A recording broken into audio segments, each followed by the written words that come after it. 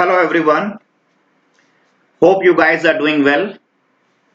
So, we are about to start this session और आज के सेशन में भी हम लोग क्लोज टेस्ट करेंगे और क्लोज टेस्ट को करने का सबसे बड़ा जो रीजन रहता है वो रहता है कि स्टूडेंट्स को ये पता होना चाहिए कि कौन सी ऑप्शन परफेक्ट होगी। अब उसके लिए आपकी वर्ड पावर नेचुरली स्ट्रांग होनी चाहिए और जब आप क्लोज टेस्ट करना सीखते हैं तो नेचुरली मैंने कल की क्लास में भी बताया था कि आपके जो फिल इन द ब्लैंक्स वाले क्वेश्चन होते हैं नेचुरली आप करने क्या वाले हैं। यहाँ पर आपने फिल ही तो करना है वर्ड्स को। ये है कि मैंने यहाँ पर एक सिंगल सेंटेंस लिखा है, वहां पर एक पैराग्राफ होगा, राइट, बट अल्टीमेटली आपको फिलर ही करना है, फिल ही करना है क्वेश्चन का, तभी आंसर बनेगा अगर आप यहाँ पे राइट वर्ड को फिल करते हैं। तो उसके लिए आपको क्या ध्यान देना होता है कि आपकी वर्ड पावर अच्छी हो और वर्ड पावर अच्छी करने के लिए हमें ज्यादा से ज्यादा वर्ड्स पता होना चाहिए।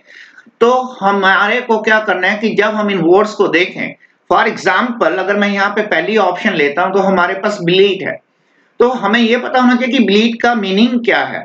अगर हम ब्लीड का मीनिंग देखें तो ब्लीड का एक्चुअल मीनिंग होता है कंप्लेन करना, शिकायत करना, राइट। यानी आपको एग्जाम में इतना आसान वर्ड नहीं देते हैं, वो लोग क्या दे सकते हैं, ग्राउज दे सकते हैं। ग्राउज मीन्स कंप्लेन करना, तो she is always grousing about her problems. Okay, तो वो अपनी प्रॉब्लम्स के बारे में हमेशा कंप्लेन करती रहती है। आपने नोटिस किया कि हमने ब्लीड का मीनिंग चेक किया तो ब्लीड का मीनिंग निकला कंप्लेन करना, ग्राउज करना। तो यहां पर जो सेंटेंस है न्यूज़पेपर विल, चलिए मैं यहाँ पर एक सेकंड ऑप्शन भी आपके सामने ला देता हूं कि आप चेक कीजिए कौन सा वर्ड यहाँ पर फीड हो सकता है, किस वर्ड को हम यहाँ पे ले सकते हैं। यहाँ पर मैंने दूसरा वर्ड लिया है ब्लेजन। अब ब्लेजन का आपको मीनिंग होना चाहिए, आपको क्लियर होना चाहिए कि ब्लेजन का मतलब होता है मेक नोन, बतला देना। मीनिंग क्या निकल रहा है कि आप अपनी बात को सर्कुलेट कर रहे हैं, ठीक है, दूसरों तक पहुंचा रहे हैं। न्यूज़पेपर करता क्या है, दूसरों तक बात ही तो पहुंचाता है, न्यूज को पहुंचाता है, सर्कुलेट करता है। या आप कह सकते हो कि न्यूज क्या होती है, स्प्रेड होती है, फैल जाती है। और सबसे अच्छा वर्ड रहेगा आपके लिए पब्लिसाइज करना, पब्लिक को बतला देना, पब्लिक तक पहुंचा देना, पब्लिसाइज कर देना। तो आपने नोटिस किया कि यहाँ पे न्यूज़पेपर जो है क्या कर देंगे, पब्लिसाइज कर देंगे, न्यूज को अब्रॉड तक पहुंचा देंगे, न्यूज जो है विदेशों तक सर्कुलेट हो जाएगी।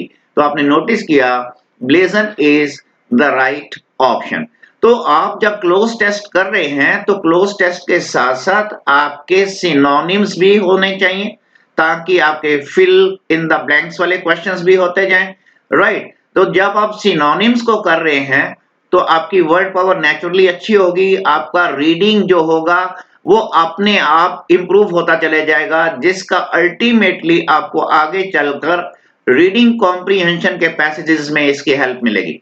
कल भी मैंने ये चीज बताई थी और जिन स्टूडेंट्स ने कल का वीडियो नहीं देखा है तो प्लीज उसको भी एक बार देख लीजिए, उसमें भी हमने इसी टाइप के वर्ड्स लिए हैं ताकि आपको सिनोनिम्स भी आपके क्लियर होते चले जाएं।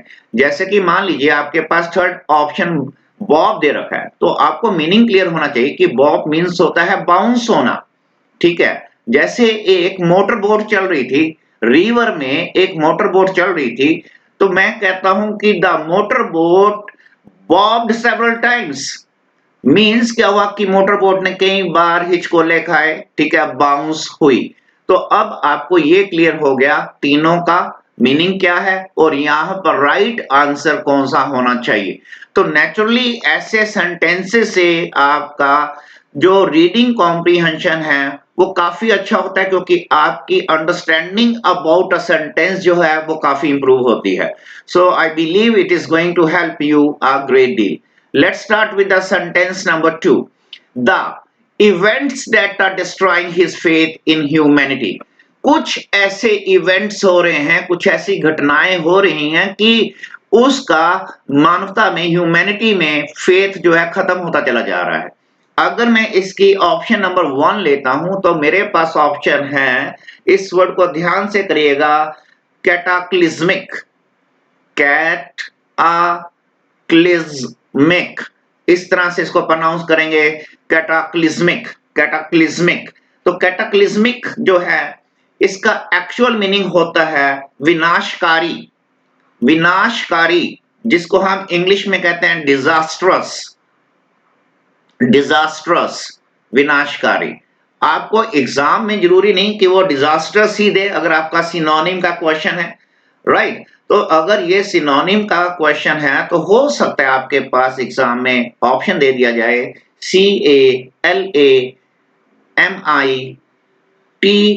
CALAMITOUS, कैलामिटस, right. तो इसका मतलब भी क्या है, इसका मतलब भी विनाशकारी होता है। लेकिन सबसे ज्यादा जो वर्ड आने के एग्जाम में चांसेस होते हैं, the very word is CA।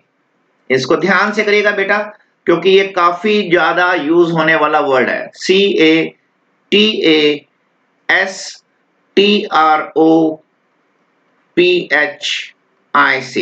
आप इसको प्रोनाउंस करना आराम से, कैटास्ट्रोफिक, स्ट्रोफिक इकट्ठा प्रोनाउंस किया जाता है, कैटास्ट्रोफिक, कैटास्ट्रोफिक। तो उम्मीद करता हूं आप इसको प्रोनाउंस भी आसानी से कर लेंगे। तो कैटाक्लिज्मिक जो हमने वर्ड किया, कैटाक्लिज्मिक हमने जो वर्ड यूज किया, ये क्या है, विनाशकारी इवेंट्स हो रहे हैं, ठीक है। तो इस वजह से ये हमारा राइट आंसर है। अगर मैं इसकी ऑप्शन नंबर 2 देखता हूं तो यहां पर कैटी लिखा हुआ है। कैटी का एक्चुअल मीनिंग होता है स्पाइटफुल, ठीक है, जिनके दिलों में जहर भरा होता है। खास तौर से कैटी का यूज शी के लिए करते हैं। She is very she is spiteful means, she is spiteful means she is very mean, okay. Spiteful होना, मीन होना, या फिर आप कहते हैं मलेशियस,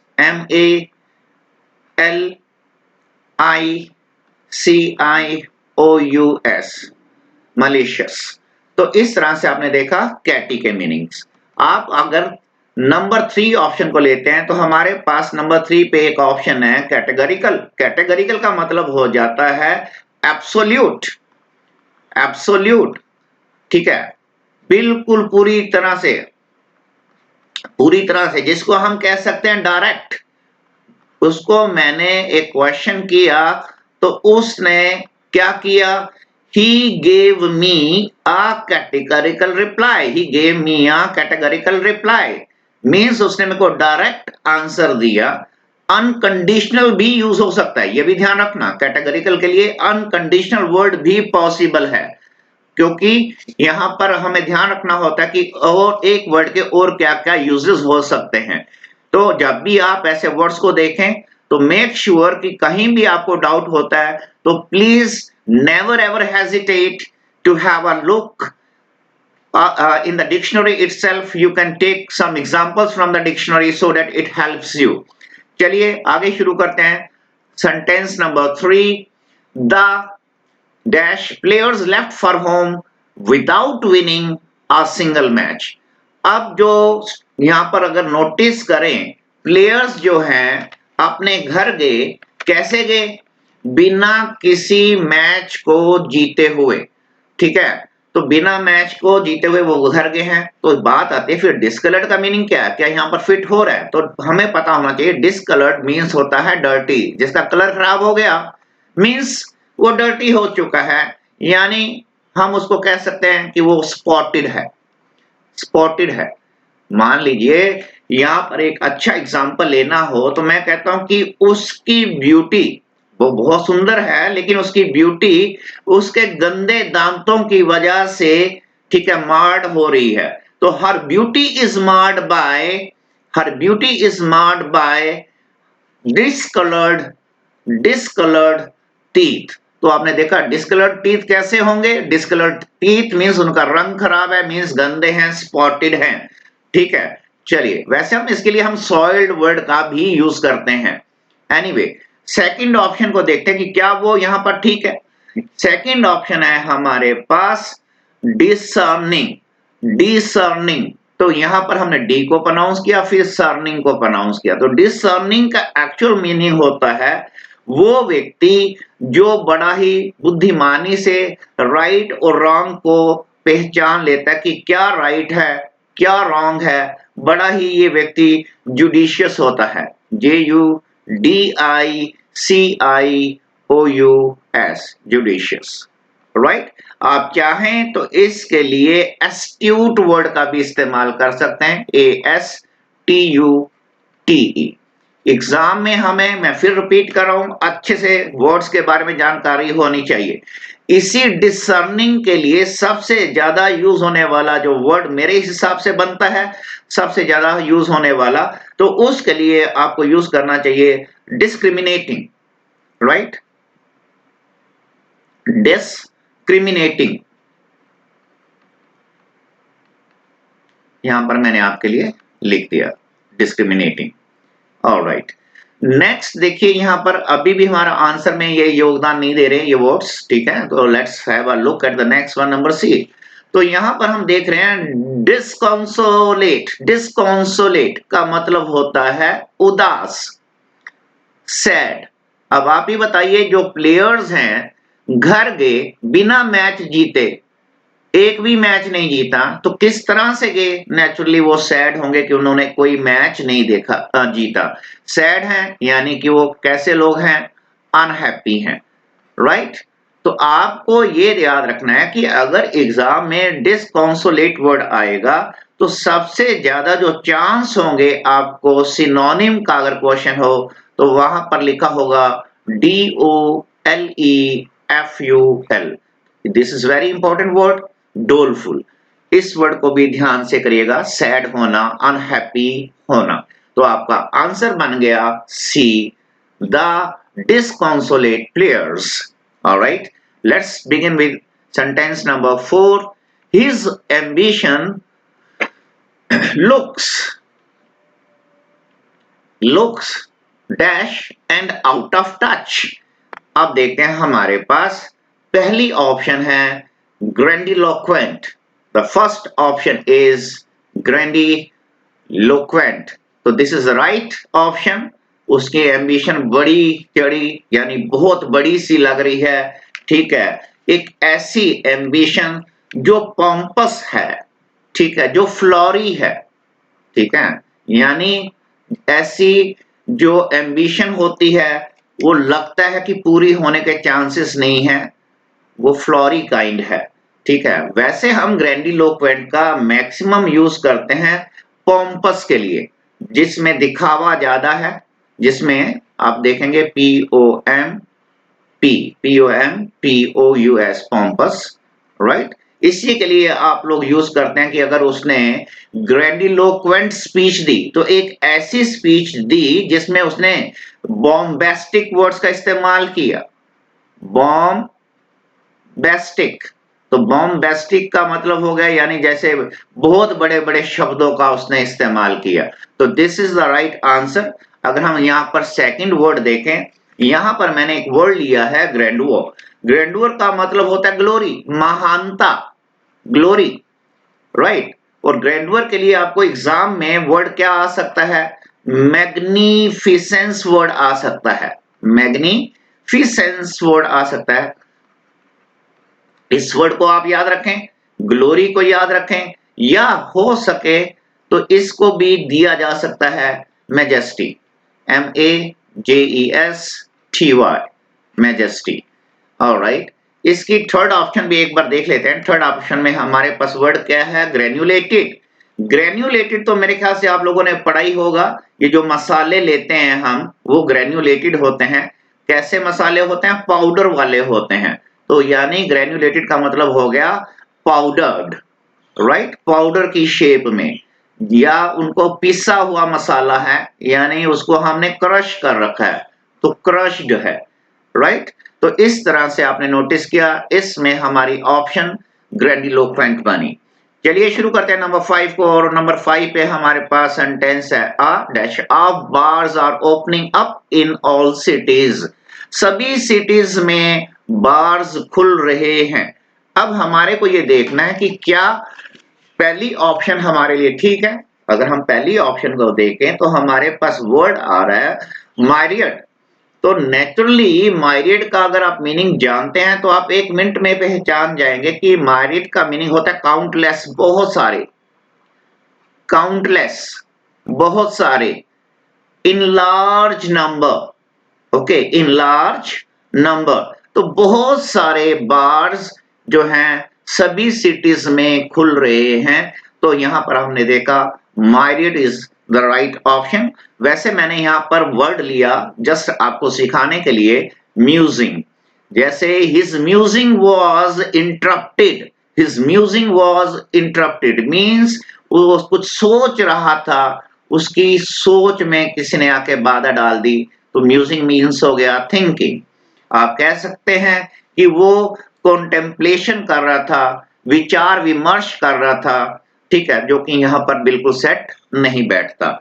अगर हम इसकी तीसरी ऑप्शन को देखें तो मल्टीट्यूडनेस वर्ड का हमने यूज किया है, मल्टीट्यूडनेस का इस्तेमाल किया, जबकि एक्चुअलिटी में बच्चे यहां पर आकर कंफ्यूज होंगे। इस वर्ड को मैं चाहूंगा जो भी बच्चा इस समय वीडियो वॉच कर रहे हैं, इस वर्ड को ध्यान देना, ये सिखाने के लिए सबसे मेन मैंने इस वर्ड को लिया। मल्टीट्यूडनस का मतलब होता है न्यूमरस, बहुत सारे, numerous, NU, okay, MEROUS, numerous, numerous means क्या हो गया, बहुत सारे, multitudeness, in great number, in large number. ऊपर हमने देखा यहां भी क्या है, यहां पर भी हमने लिया लार्ज नंबर की बात की, ओके, इननंबरेबल, इतने सारे कि जिनको हम काउंट नहीं कर पा रहे, इन नंबरेबल। तो आपने यहां पर देखा इस वर्ड का और इसका मीनिंग लगभग सेम है, तो फिर मैंने इसको क्यों नहीं लिया और इसको क्यों लिया? इसके लिए आपको थोड़ा सा पार्ट्स ऑफ स्पीच की जानकारी होना जरूरी होता है, जबकि मैं अपनी क्लास में कभी भी पार्ट्स ऑफ स्पीच नहीं पढ़ाता हूं, मैं सिर्फ वर्ड क्लासेस को पढ़ाता हूं, क्योंकि पार्ट्स ऑफ स्पीच आज से 30 साल पहले ही बता दिया गया था कि पार्ट्स ऑफ स्पीच कभी भी इंग्लिश को कंप्लीट नहीं कर सकते। इंग्लिश को कंप्लीट समझने के लिए वर्ड क्लासेस को पढ़ना जरूरी होता है। एनीवे, वो बात की बात है, कभी मौका मिला तो आपको वीडियो पे मैं समझाऊंगा कि वर्ड क्लासेस क्या होते हैं, ठीक है, क्यों हमें पार्ट्स ऑफ स्पीच से ज्यादा जानकारी या पूरी जानकारी नहीं मिल पाती। एनीवे, यहां पर अगर आप मल्टीट्यूडनेस को देखते हैं तो मल्टीट्यूडनेस जो है यहां पर एक एडजेक्टिव है, ठीक है। अब यहां पर देखिए कि क्या ए के बाद यहां पर लिखा है ऑफ, यानी कि इस जगह पे एक नाउन फ्रेज की बात हो रही है, ओके, नाउन फ्रेज की। तो नाउन फ्रेज की बात उन्हें यहां पर एडजेक्टिव है मल्टीट्यूडनेस, इस वजह से हमने मायरियड का प्रयोग किया, क्योंकि ये एक नाउन है। तो यहां पर अ मायरियड ऑफ बर्ड्स। तो जब आप इस तरह से शब्दों के बारे में जानते हैं, ग्रामर के बारे में जानते हैं, तो grammar also helps you a great deal. आज ही की क्लास में मैंने आपको बोला कि अगर हमारे पास नाउन है तो हमें नाउन वाले वर्ड को चेक करना है कि क्या वो वर्ड वहां पे फीड प्रॉपर होगा या नहीं होगा। एडजेक्टिव है तो एडजेक्टिव वाले वर्ड्स लेने हैं, इस तरह से हमें एडवर्ब्स होने पर एडवर्ब्स लेना है और वर्ब्स होने पर वर्ब्स को लेना है। एनीवे, उम्मीद करता हूं यहां तक आपको समझ में आ गया होगा। अगर कोई भी डाउट होता है तो you are free to ask any question in the comment, okay. तो यहां पर है हमारे पास number 6, we want to dash these rumours, हमें इन रूमर्स को करना है, क्या करना है, इन अफवाहों को क्या करना है। पहला ही वर्ड बड़ा अच्छा आ रहा है, क्वैश करना है, ठीक है, this is the right answer. हमें इन अफवाहों को रिजेक्ट कर देना चाहिए कि ये जो भी अफवाह है ये गलत है, ठीक है, हमें इसको रिजेक्ट कर देना। क्वैश मीन्स रिजेक्ट कर देना, ओके, रिजेक्ट कर देना। वैसे हाँ, आपको एग्जाम में एनल वर्ड दिया जा सकता है, ANNUL, पर एनल का मीनिंग हो जाता है कैंसिल कर देना, ओके, कैंसिल कर देना। चलिए, तो एक जब आप अफवाहों को इनकार करते हैं कि ऐसा नहीं हुआ, तो बेसिकली आप चीजों को कैंसिल कर रहे हैं। तो ये जो एनल और कैंसिल है ये आपके सिनोनिम्स हैं क्वैश के, ओके। अगर इसकी सेकंड ऑप्शन मैंने यहां पर ली, ठीक है, क्वाफ। क्वाफ का मतलब क्या होता है? क्वाफ का मतलब होता है निगल जाना, स्वेलो कर लेना, ठीक है, SWALLOW, स्वेलो करना, निगल जाना, यानी आप इसके लिए गल्प वर्ड का इस्तेमाल कर सकते हैं, GULP, यहाँ पर आप GULP गल्प वर्ड का इस्तेमाल कर सकते हैं। आप चाहें तो गजल GUZZLE, ठीक है। जैसे ही हम कहते हैं कि he quaffed 5 bottles of beer in no time, he quaffed 5 bottles of beer in no time, यानी वो 5 बियर की बॉटल ऑफ बियर्स को पी गया, ठीक है, निगल गया, स्वेलो कर गया इन नो टाइम, बिना टाइम वेस्ट किए, देर ही नहीं लगाई उसने। Okay, number C easy word है, ठीक है। क्विय, क्विय मीन्स होता है ट्रेम्बल करना, कांपना, TREMBLE ट्रेम्बल करना, कांपना, ठीक है। या आप इसके लिए शिवर वर्ड का इस्तेमाल कर सकते हैं, SHIVER सिनोनिम्स में, ठीक है। सिनोनिम्स में तो क्वेक भी देख सकते हैं, ठीक है। जब अर्थ क्वेक आता है तो हिलती है अर्थ, ठीक है। तो इस तरह से सिनोनिम्स में इसका भी इस्तेमाल हो सकता है। Alright, now we are going to start with sentence number 7। He is dash about the advancement of technology. तो एडवांसमेंट ऑफ टेक्नोलॉजी को लेकर क्या ये व्यक्ति क्या है? अगर आप यहाँ पे 7th में देखें तो हमारे पास सेसिएट वर्ड का इस्तेमाल किया हुआ है। सेसिएट, सेसिएट का मतलब होता है सेटिस्फाई करना। सेसिएट का मतलब होता है सेटिस्फाई करना, सेटिस्फाई करना। तो यहाँ पर कोई मीनिंग नहीं बन रहा है यहाँ पर सेटिस्फाई करना, ठीक है। सेशिएट का मतलब आप कह सकते हैं क्वेंच करना भी हो सकता है, ठीक है, शांत करना, ठीक है। और सेकंड ऑप्शन देखते हैं, he is sanguine about the advancement of technology. वो सैंग्विन है, उम्मीद कर रहा है, होपफुल है कि टेक्नोलॉजी का और विकास होगा। तो यानी हम कह सकते हैं ये जो सैंग्विन वर्ड है होपफुल, तो ये राइट ऑप्शन बन रही है हमारे यहाँ पर, ठीक है। क्योंकि ये व्यक्ति क्या है, इसको आशा है, आशावादी है, ये ऑप्टिमिस्टिक है, ऑप्टिमिस्टिक है, उम्मीद कर रहा है, आशावादी है कि एडवांसमेंट होगी, तरक्की होगी टेक्नोलॉजी में। तो आपके पास sanguine is the right answer. बाकी यहां पर मैंने ऑप्शन में दिया स्काल्डिंग, और याद रखिएगा स्काल्डिंग का एक्चुअल मीनिंग होता है बर्निंग या एक्सट्रीमली हॉट, एक्सट्रीमली हॉट। चलिए, इस तरह से आप इसका मीनिंग भी आप एक बार चेक कीजिए और आगे करते हैं number 8। He dash her with colourful stories. तो उसने कलरफुल स्टोरीज के साथ उसको क्या किया, रीइंस्टेटेड किया या रीइटरेटेड किया या रीगेल्ड किया। तो हमने देखा जैसे इन तीनों वर्ड्स को देखा तो रीगेल्ड किया उसने, उस अपनी कहानी के द्वारा, कलरफुल स्टोरीज के द्वारा उसने उसको एंटरटेन किया, राइट, उसका मनोरंजन किया, एंटरटेन किया, एंटरटेन्ड कर दिया, क्योंकि रिगेल्ड पास्ट में लिखा हुआ है तो ये एंटरटेन्ड हो जाएगा। उसी तरह से आप कह सकते हैं कि उसने उसको अपनी कहानियों से अम्यूज्ड किया, या आप कह सकते हैं अपनी कहानियों से उसको कैप्टिवेट किया, डिलाइट किया।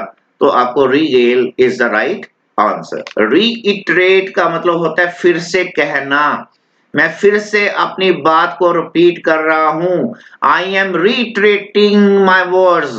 ही, उसने अपने शब्दों को फिर से दोहराया, ही रिपीटेड, उसने रिपीट किया, means he reiterated his words, he repeated his words. उसने फिर से कहा अपने शब्दों को, ही रीस्टेटेड हिज वर्ड्स। तो रीस्टेट करना, फिर से कहना, रिपीट करना, ठीक है। तो ये होता है रीइटरेट करना। ऑलराइट, नेक्स्ट वर्ड है हमारे पास रीइंस्टेट करना, फिर से नियुक्ति कर देना, रीस्टोर कर देना। मान लो एक व्यक्ति है, उसको जॉब से निकाल दिया गया, बाकी के सारे कर्मचारी जो थे इकट्ठे हो गए, सबने शोर मचाया कि if you will not reinstate him we will go on strike, अगर आप उसको रिस्टोर नहीं करेंगे, वापस नहीं रखेंगे, return to power, return to job, तो री इंस्टेट। तो इस तरह से आपको मैंने सभी का मीनिंग बता दिया है और the right option is regaled, entertain करना। चलिए शुरू करते हैं सेंटेंस नंबर 9। सेंटेंस नंबर 9 में हम कर रहे हैं their hopes of a peaceful solution turned out to be, उनकी जो उम्मीद थी कि पीसफुल सॉल्यूशन होगा तो उसका क्या अर्थ निकला। अब यहां पर आप देखें, हमने यहां पर प्लीज ध्यान दीजिएगा, यहां पर हमने लिया पहली ऑप्शन इल्यूजरी, दूसरी है इलस्ट्रियस और तीसरी है इमोबाइल।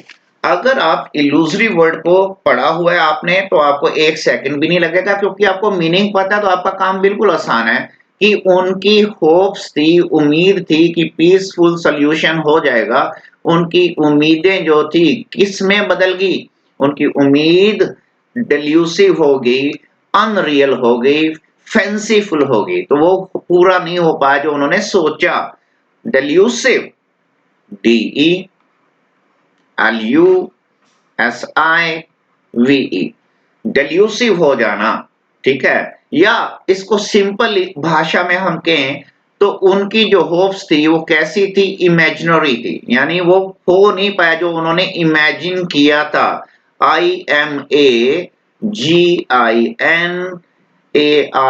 इमेजिनरी साबित हुई, काल्पनिक साबित हुई उनकी उम्मीदें, उनकी होप्स डेल्यूसिव साबित हुई। आप चाहें तो एग्जाम में इसके लिए फैंसीफुल वर्ड का भी इस्तेमाल आ सकता है, FANCIFUL, फैंसीफुल। ओके, इलस्ट्रियस का मेरे ख्याल से मीनिंग आप सभी को पता ही होगा, जो रिनाउंड होता है, जो इमिनेंट होता है। जैसे मैं कई बार वर्ड बोलता हूं और लिखता नहीं हूं, तो अगर आप जब वीडियो को देखते हैं, सुनते हैं शब्दों को, तो आप उनको भी नोट डाउन कर लिए ताकि आपको बेनिफिट मिले। इमिनेंट, प्रसिद्ध होना, ठीक है, मशहूर होना, माना हुआ होना, रिनाउंड होना, डिस्टिंग्विश्ड होना, राइट। चलिए आगे देखते हैं, हमारे पास वर्ड है इमोबाइल। इमोबाइल का एक्चुअल मीनिंग क्या होता है, जो चीज मोबाइल नहीं कर रही, घूम नहीं रही, चल नहीं रही, स्टेशनरी है। STATIONARY,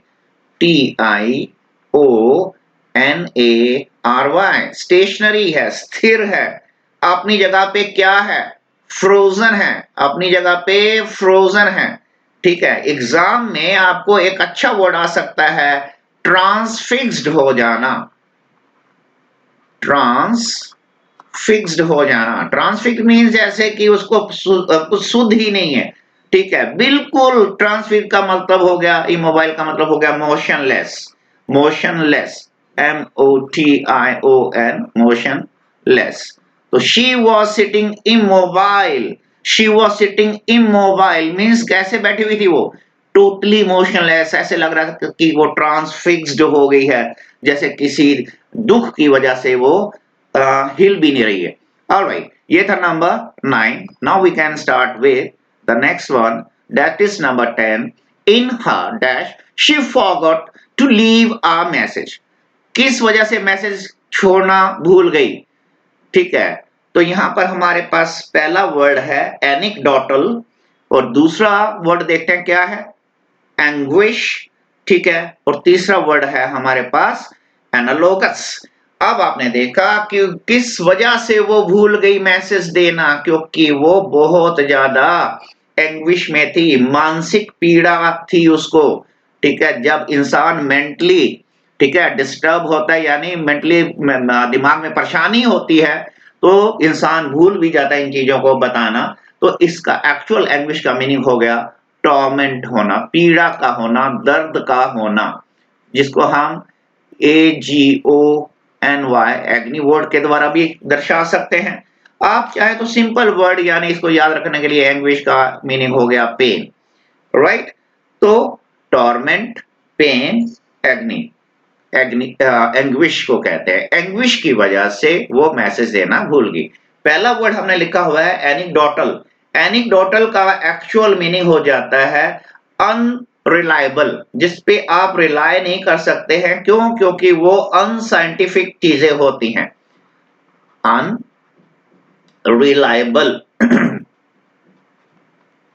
अनरिलायबल किस वजह से? क्योंकि ये चीजें क्या होती हैं? एनेक्डोटल, अनसाइंटिफिक होती हैं, अनसाइंटिफिक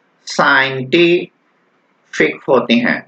तो मेरे ख्याल से आपको क्लियर हो जाना चाहिए, unscientific, okay, unreliable, anecdotal, anecdotal evidence, anecdotal evidence. तो कैसी गवाही हुई?